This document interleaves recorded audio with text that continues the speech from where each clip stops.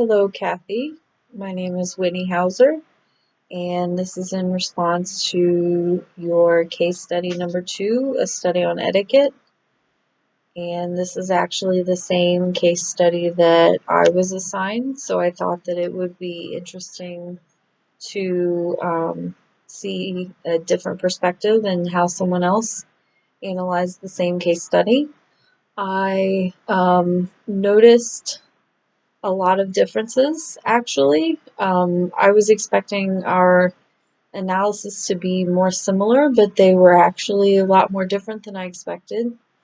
For one, I noticed that it seemed, well, I'll start with the positives. So, or the things that I noticed that I thought were really good ideas on your part.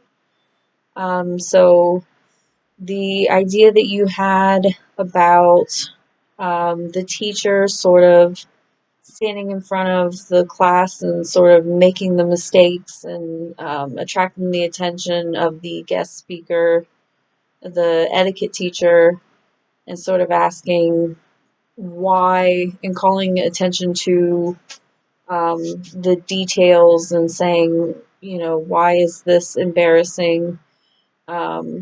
Just to get clarification for the children. I think that's a wonderful idea.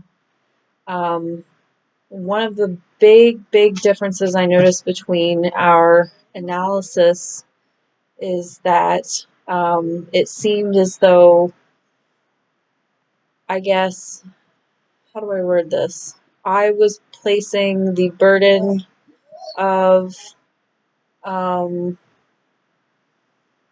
vetting or preparation on the guest speakers or the guests that came into the future speakers and the current speaker on etiquette was placing the burden on them and saying that they were the ones that needed to be prepared for entering a classroom filled with children that are from disadvantaged backgrounds, whereas it seemed that you were saying that it was the children that needed to be prepared for the situations that they were going to be encountering when they had guest speakers come in and speak to them about things that they didn't really have a background in, if that makes sense.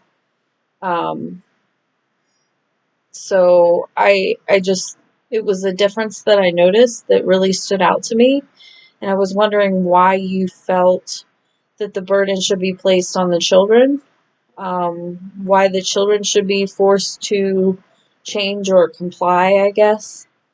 And I guess I should explain why I think that the guest speakers should comply or mold themselves to fit into the classroom that they're entering, because it is the children's classroom that is their safe learning space, and I feel as though if they are a guest in it, then they should adhere to the culture of that classroom. So I guess that's just my opinion. Maybe I misinterpreted something that you said.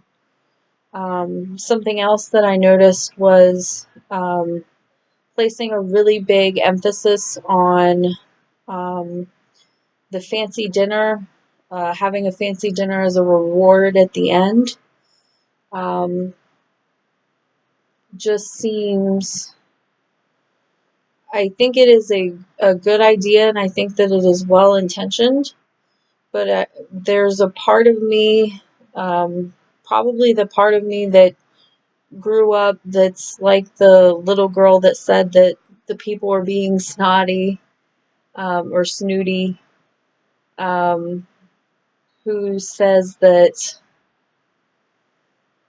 maybe that's not sending quite the right message, that it might be saying that these higher class things are something that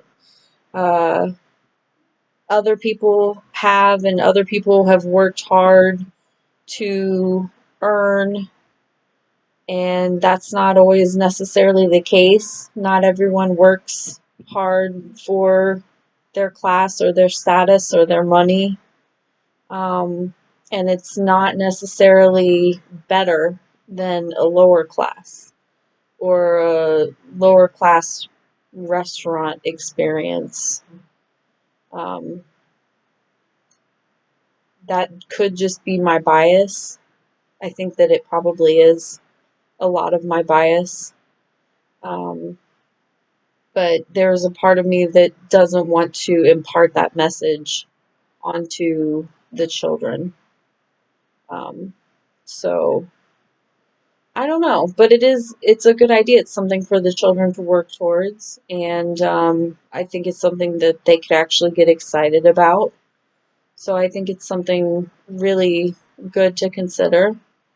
But just I thought I would give you a different perspective to consider, from the poor kids background or the former poor kids background.